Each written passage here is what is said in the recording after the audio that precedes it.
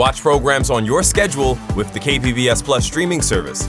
See new episodes of Nature and Nova, latest news from PBS NewsHour and KPBS Evening Edition, local shows like Ken Kramer's About San Diego. Learn more at kpbs.org/KPBS Plus. Y tengo 5 manzanas. ¿Me convidas una? Ay, no seas Growing up in Tijuana, a little girl sat in front of the television watching what would become one of Latin America's most beloved comedy series. A ver tú, niño chavo, ¿cuántas me quedan? No le queda ninguna. ¿Cómo que no me quedan ninguna? El Chavo del Ocho. At that time, the little girl didn't fully understand the challenges her family was facing or how hard her parents were working to build a life. She also didn't know that her family would soon make a life-changing decision. Crossing the border and starting over in the United States. That decision meant changing schools, learning a new language, and adapting to life in a new country. I barely spoke English, and I remember wanting to use the bathroom and didn't know how to say, "Can I go to the bathroom?" And I had to say, raise my hand and just say, "Pee pee." And it wasn't easy, but there was one thing that kept the family together and helped them get through those difficult years. Comedy. I think it's because we were so poor and it was such a dire situation that my family's way of managing dire situation is through humor. That little girl is Lourdes Ayon, a political lobbyist and advocate by day and a stand-up comedian by night. Amigos, muy buenas noches. Bienvenidos una vez más a la carabina de Ambrosio. Espero que se diviertan con nosotros durante esta media hora de diversión. ¡Oh! Chapitas, chapitas, chapitas, chapitas, good afternoon. ¿Que te duele el esternón? ¿Ya nosotras qué? Lourdes consumed a healthy mix of both Mexican and American comedy, from La Carabina de Ambrosio, Chiquilladas, to Charlie Chaplin and her favorite, I Love Lucy. Lucy, breakfast is ready. Coming, dear. See, I was a giant fan of I Love Lucy. I thought she was hilarious, and there was something about her, even as a kid, that I was really drawn to. And I no la entendía porque no hablaba inglés en ese tiempo, pero I would watch her and her comedy. These were the comedians and shows that filled Lourdes' home with laughter. And even though she didn't understand all the English dialogue, she enjoyed watching all of them. For Lourdes, comedy needed no translation. Years later, she would discover that humor could be much more than entertainment. It could become her voice. Heck yeah, I'm so excited to be here, beautiful people. I love it. My name is Lourdes Ayon. We spoke with her in front of a live audience during KPBS's Podcast Live, The Art of Protest, about comedy as a form of resistance. Today's episode is that interview. We hope you enjoy it. From KPBS, this is Port of Entry, where we tell cross-border stories that connect us. I'm Alan Lilienthal. And I'm Natalie Gonzalez.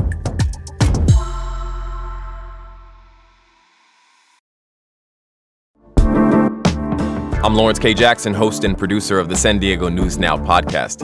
It's a daily podcast airing every morning. We cover news pertaining to all 18 cities in the county, weekend events, and even some casual conversations. You can listen to the San Diego News Now podcast wherever you get your podcasts. You're listening to Port of Entry. Hello. Hi. How are you? I'm good. Nice, thank you. ¿Cómo están? I'm again Natalie Gonzalez. And I'm Alan Lilienthal, and we're the hosts of Port of Entry, a show. If you've never, who here has never heard of the show? Don't be shy. No shame.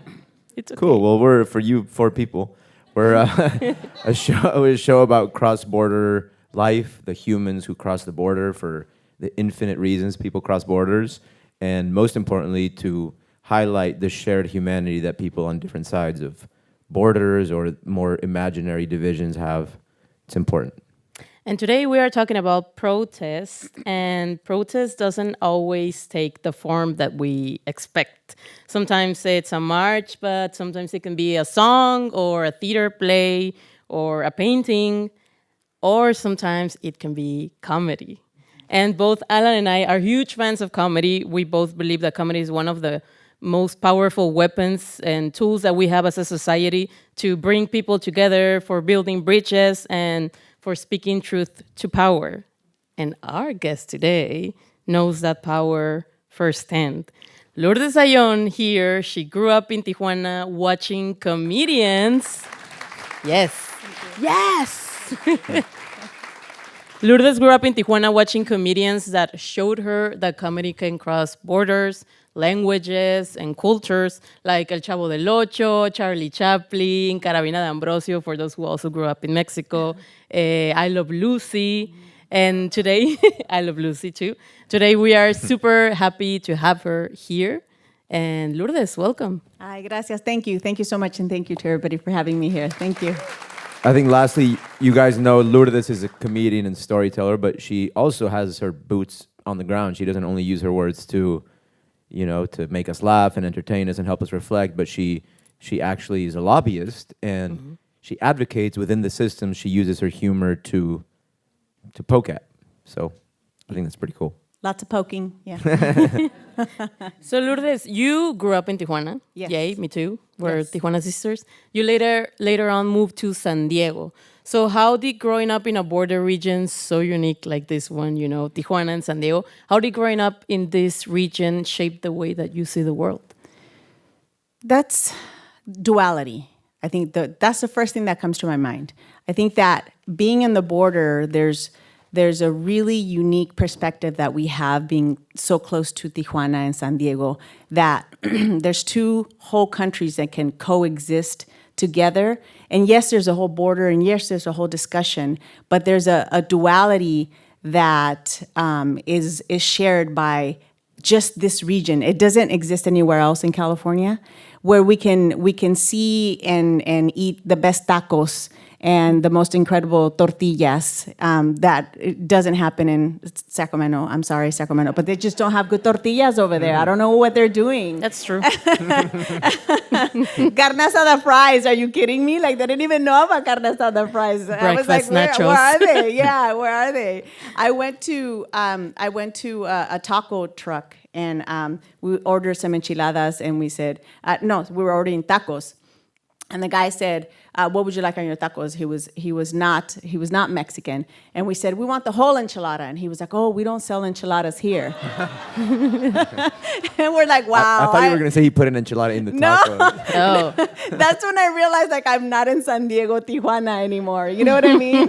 That's when I was so far away from home at that moment. But that duality with the fact that this person couldn't think that whole enchilada didn't mean enchilada. It means like put everything on it, kind of a deal. And he was very literal about it. Made me understand that I have the ability to not only see the differences in people and be comfortable with them, and be tolerant, and be celebratory of them, but also to see that duality in myself, because I'm very much Mexican, and also very much American at the same time.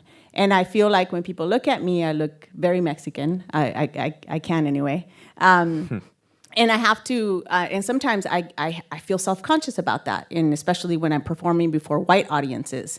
And so I feel like then the first thing I want to say is, yes, I'm Mexican, and don't get scared, and yes, I have papers, that kind of a thing. Especially because in the environment that we're living in now, it's so like top of mind. This whole like ICE raids and people getting taken, and kids in cages, and all these elements that are existing and that are constantly being thrown at us. It's very scary and uncomfortable. But there can be a lot to worry about when selling a car, but not when you donate it to this station. Donate your old car, truck, or RV to help pay for the programs you enjoy and rely on. Here's how. Call 877-KPBS-CAR. You're listening to Port of Entry. To switch rhythm a little bit, you've talked about, we'll bridge them later in the conversation, but sure. To move to comedy, you've talked about being very influenced by English and Spanish comedy. That's right. Even when you didn't, as a kid, understand all the words in English, right. You understood the humor. Yeah. What do you think that says about humor as a as a universal language? I think humor is in the body, and it's almost like it's a cadence, it's a melody. Like when there's tension being built up, and then when something's going to happen, and somebody can release the switch, and we can all collectively laugh about something. We feel like, okay, thank you. Okay, that didn't really happen. Or if you get caught with your hand in the cookie jar, everybody knows what that feels like. Oh my God, I wasn't supposed to be here. Like my niece was in my room going through a drawer, and we're like, hey. And she looked up at me and she was like, oh, what am I doing here? Right? So it's... This isn't where I left my keys. Yeah, it's kind of like, okay, that was humorous. And she didn't mean to be, but there's a collective human experience that we all recognize and that we can all laugh about it and that we can all share it. And I think in that way, you can feel it. You can feel the tension. You can feel that movement. You can feel that cadence. And it feels melodic to me. And a lot of my comedy comes from being Mexican, speaking Spanish and families. And there's we were talking about how in Spanish we speak a lot faster. Yeah. And so there is cadence there. There's a rhythm there as well. And a lot of times people tell me when I go on stage, you need to speak a little bit slower. And I want to, but I just can't. It's a little bit hard for me not to, you know what I mean? And especially if I get excited and I'm like, this family, and it's just me being Mexican. I can't help it. And so, but then being, it's that cadence, it's that rhythm. And I think it's universal and people can understand it and feel it. I think as people, there's a connection. And that's why I feel it's like universal in that way. That you don't need language per se. Yeah, I love that as a musician, I love that you're using all this very musical language because there's something, when times are very difficult, our bodies tense up and it's hard to move through that. I think something about comedy is that you take all these chaotic, disturbing things and you turn them into harmony and melody and allow your body to be to laugh through it, and then you can move through it in a wiser way, I think. I think a lot of immigrant and border communities use humor as a way to navigate uncertainty and change and difficult times. Why do you think laughter is such a... I mean, maybe I answered it partially, but in your view, why do you think laughter is such an important tool or medicine to use in difficult times? Yeah. So I work in politics, and it's a really interesting perspective to also be in politics. And I've been in politics for about 28 years of my life now. I started off when I left San Diego, went to UC Davis, and started working at the state capitol as a receptionist, and worked my way up, and eventually was chief of staff, and then left the state capitol and started working as a lobbyist. And so, having that perspective as a politician in a world of politics, and then there's so much pressure, so much tension, so much, like, politics is not easy. And I wish that it would actually make a difference right away. But there's so much bureaucracy, there's so much red tape, so much spinning around, and it's so incremental. It doesn't get solved right away. You got to wait, and unfortunately, until something horrible happens, and maybe you'll see some change. But the reason why I'm giving this really long answer is because there's a stacking up of tension and inequities and sadness and frustration, and but things are more expensive now, and there's like folks they can't afford housing, access to higher education. You have like all these things and access to quality medical care. You have elderly that end up suffering these things as well. There's so many things, and it's stacked on top of stacking of all this like tension. We have to be able to laugh at it, right? We have to be able to laugh a little bit about what's going on. When I see politicians, and this is why I made that joke, when I see politicians and we meet with a lot of candidates that come through because they want to be, they need their fundraising. They meet with us and they all say the same thing. We're going to make a change. And I think it's funny because no, you won't. Because no, you won't. That's the funniest joke of them all. Yes, no, you won't. And you will maybe possibly over time, but it's not the politician, it's the machine. right? It's the political machine. Once they get in there, they get churned, and you can have the most incredible intentions to want to make change, but then you have parties, and then you have, and within the parties there's division. And if you're Democrat, are you progressive? Are you moderate? Are you, there's another one I'm forgetting, but anyway, that's the whole thing. That is the whole, the churning. I'm getting excited about this, and I'm kind of getting mad. I just want to protest now about this. No, but there's so many factions that need to be addressed and looked at, and before anybody can actually make a change. There's so many obstacles to get to the change. Yeah, so the comedy, it's like it releases the pressure valve. Yes. Where, like, if we didn't have the art or music or comedy, we wouldn't have the strength to patiently work the machine. Correct. So and this is why, that's right, thank you for bringing me back to the point, because I got distracted with getting all mad. But the point is, when we see candidates and they're like, we're going to make a difference, I was like thinking about every time they come through, they're talking to us look at them, like they're trying. It's and so true. in my head, I see there's like this person is just like making fun of it the entire time. But I sit very quietly and very professionally, like. Mm-hmm. No, right, absolutely. Great point. These are very great points, and I'm like, That is true. That is super Mexican. Like all of my family and pretty much the whole port of entry team were always like, blah, blah, blah, blah. And so it's the sound of our souls. Yes. Collectively, I can't help myself. So it's that. I think it helps also. Releasing the valve, but also staying grounded. I think that comedy helps you be grounded to be like, oh yeah, we can be very idealistic and very romantic, which I am very idealistic and romantic about politics. That's the whole reason I got into politics.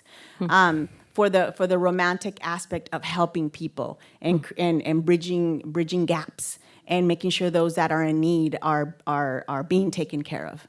And then getting in there and seeing that it's not really happening. It's not that easy. What? What do you mean?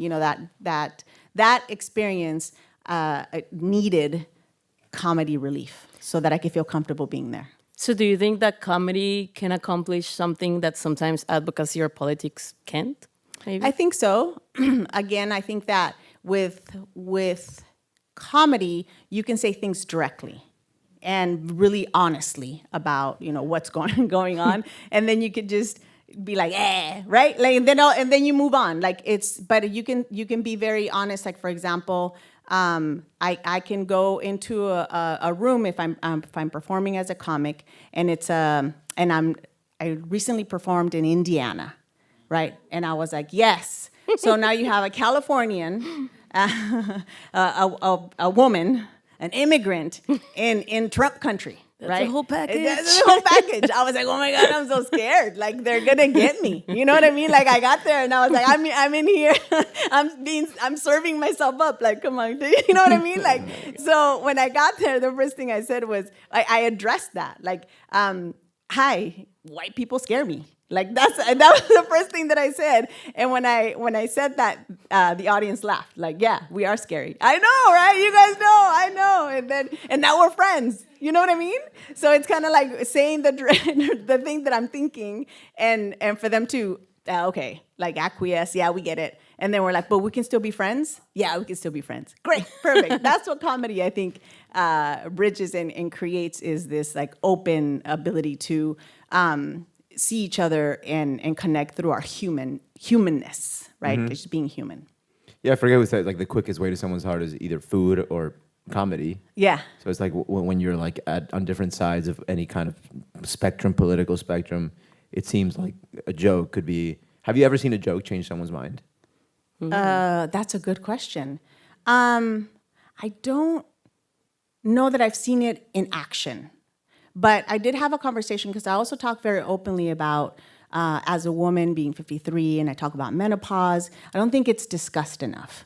Nobody, my grandma didn't tell me. My mom's in the audience. She didn't even tell me anything about that. And I was like, why didn't you say anything? So when I talk about these things about menopause, and I say it in a really funny way, kind of like all the things that are happening, irritability, thinking, oh my God, I missed a period, I'm pregnant, but I'm not. It's menopause. That kind of, like, yeah, my body's like, yeah, right. You know what I mean? Like, I'm not pregnant, but I'm thinking I am, but it's menopause. And so when I was talking about this, there was this young woman that came up to me to talk to me afterwards to be like, why were you so disparaging, to yourself? And I was like, oh, you young lady. Okay, I was like, look, and the joke was like, I joke with her a little bit more. I was like, I'm jealous of your collagen and your estrogen. I mean, I really am, but also I got wisdom, so I got it. Like, I got so much on you, and let me tell you, when it happens, you want to know these things. And yes, it sounds disparaging, but it's not. It's educational. And then she said, well, what about the people that don't get it and they don't see it? I said, that's not my business. My business is for me to tell you what my experience is, and hopefully you listen and hopefully you get it. And if you don't, then at some point something will click later on and be like, oh, I heard that one comedian say this. And yeah, she's right. I do have to pee a lot when I'm in menopause,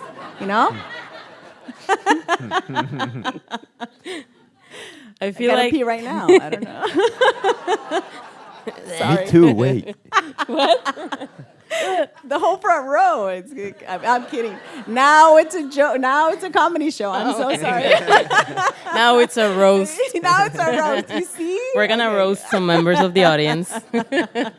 So I think we're going through difficult times. I feel like I've been saying that since I was born. Like every year I'm like, well, this has been a tough year. I was 5 years old and I was like, wow, this has been a tough year. But what That's why you're a comedian. What? That's why you're a comedian. I'm a frustrated comedian too. Yeah. That's my real dream. What keeps you believing in the power of comedy and doing something that you love in difficult times like these ones and the past 30 years? The joy that it brings me. It's the utter joy and connection that I have with an audience in the moment that I'm speaking and where there's comedy happening. There's a connection unlike any other. There's a magic in the understanding each other's like soul when you're laughing. It's not we're laughing all together because you all get it. And that brings me so much joy and so much fulfillment. And I can't get enough of that because I can't get that in a room where I'm dealing with a transactional meeting in politics. You can't get that. And the connection that I get from a stage from a collective audience is so beautiful. I take it with me and it nourishes me and I think about it. And when I'm feeling sad and I'm feeling down and I'm feeling frustrated, I'm like, I got to get back up on stage so that I can have my people build me back up, right? So there's a lot of joy and there's a lot of like satisfaction that I get from that connection. And then the best and most amazing compliment I received after a show was that this one woman came to me and said that I was really funny and that she forgot about all the troubles that she had at home. And I was like, you know what? While I'm performing, I forgot about mine too. And so it's that break in your brain and about what's happening in the world where you could just be yourself and you can just breathe and be comfortable. That's what keeps me coming back. Nice. How do you... Now, I'm wondering right now, like, how do you pick the topics that you're gonna talk about during your stand-up routine? Do you bring difficult personal topics to the table? Yes. So it's a process of exploration. So initially, like all comedians, I'm the same. I was started off really dirty, really gross. It was great though. It was still good, but it was it was great. I thought it was funny, but not for all audiences, right? It's only a particular kind of audience. And the more I did this and the more I wanted to appeal to people, the more it made me dig deeper into who I am and how do I connect with you, ma'am, and how do I connect with you, sir? You know, that kind of a thing. So then I started being more open and more vulnerable. So more recently has been exploring my issues of, let's say, childhood traumas. We all have childhood traumas, and more recently, I've been thinking about childhood abandonment. What does that feel like? There's a lot of folks that feel that. I know I feel that. There was a whole. I've been having. Finally, at this stage in my life, when I look at that more sincerely, I recognize that childhood abandonment issues, whereas I'm very needy and I'm available for hugs afterwards, that kind of a thing. Where I want people and I want to be around people all the time, I'm also very scared of being abandoned and being left. And so because of that, I don't do well in relationships, right? And so I'm like, let's talk about that. What is that? And what does childhood abandonment look like to me? Well, where's the funny in that? Well, love songs sound different to me because I have, when I hear a love song, I don't hear heartbreak. I hear childhood issues, right? Mm-hmm. So like I think about like the song All By Myself, right? That's like the ultimate national anthem of a latchkey kid. Mm-hmm. That's how I see it. So I started thinking about that makes sense. It's like viewing the world through that and poking fun of it, but also exploring it and being open with audiences to think about is that something for you? I even thought about the song Ain't No Sunshine, Ain't No Sunshine When She's Gone, that song? I'm thinking that's little Bill Withers. He was so sad because his mom was never home, And so I'm thinking maybe that could be him, sitting over a stove making mac and cheese. I know. I'm thinking I can't be the only one feeling that. You know what I mean? So it's that kind of thing. But the deeper I go in the exploration of those very real issues, the more universal it becomes, and the more I'm able to connect with more audiences. So beautiful. Yeah, thank you. I think one of my favorite things about comedy is comedy allows people to preserve their community stories and almost like inside jokes, things that if say I wasn't Mexican, and I watch you, I understand more what it's like to be Mexican because you get the inside lingo. What stories do you think need to be told by the border region right now, or don't need to be preserved? I think the border region, the stories that need to be preserved is the difficulties and the challenges of immigration. I recall my mom is the bridge. She was the one she's the bridge to the United States for us. She became a citizen, naturalized. I became a naturalized citizen through her. And it was so easy to do. From what I recall, there was a lot of appointments to the immigration office, and there was a lot of going-ons, and then there was a big, assembly where you do the Pledge of Allegiance, and I was 11 years old, from what I recall, when I became a citizen. That's not the case anymore. To think about that, if there is a path to citizenship and immigration for those that want and seek a better life, it should be talked about more, but in a humane way, not in a policy way. Because there's things that you see people and families being broken up and, like I said, put into cages, and then there's folks that just genuinely want to create better lives for themselves, and there's folks looking at policies very strictly and saying, no, you can't create a better life for yourself. They're running away from violence. They're running away from intense poverty, and we're not looking at the human significance of that.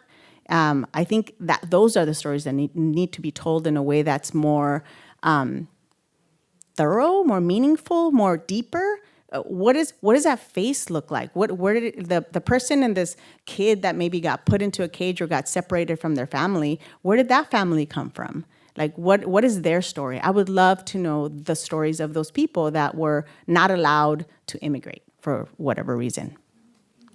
Lourdes Ayon, thank you for showing us that laughter and comedy is a way to connect with other people, and that it is a tool and a weapon that we all have access to. Yes, thank you. Beautiful. Thank you so much for having me on. Thank you so much, Lourdes. Thank you. And thank you all for coming. Lourdes Ayon, everyone. For me, comedy has always been part of my life. Growing up, my brothers and I watched Otro Rollo reruns. Otro Rollo was a popular Mexican late-night comedy show, and we used to watch it almost every night. And looking back, I was definitely too young to be watching it because it wasn't exactly kid-friendly. But I loved ending the day laughing that hard. And these days, honestly, nothing has changed. I listen to comedy podcasts, I watch stand-up all the time, and I binge sitcoms every day, pretty much. Comedy has become one of the ways I unwind and the way I get through the most difficult times. Yeah, I think that's why we're such good friends. I mean, I've always just turned to comedy. Not so much stand-up comedy, but comedy shows, Seinfeld, Chappelle's Show. Anything that could make me laugh has been like medicine to me. You know, like I think life can be challenging, and I've always had some dark voices in my head. And whenever people recommend movies or shows that are not comedy, sometimes I'll give them a chance. But in general, like 96% of the time, I'll always watch comedy because I don't understand why I would give my time to something that's just going to stress me out, like a drama or a horror movie. It's like I already experienced that in my head, so I just want to laugh when I sit down to watch anything. Speaking with Lourdes reminded us that comedy can be a form of protest, sure, but it's also a way of reminding us that we're not alone. Laughter connects us. It reminds us that we're not the only ones carrying something. And even though laughter doesn't erase the hard parts, it can make them a little easier to carry. This episode of Port of Entry was written and produced by Natalie Gonzalez Rodriguez. Adrián Villalobos is technical producer and sound designer. This episode was edited by Chrissy Wen and Julio César Ortiz Franco. Lisa Morissette is director of audio programming and operations. Soy Alan Lilienthal. Y yo soy Natalie González. Nos vemos pronto.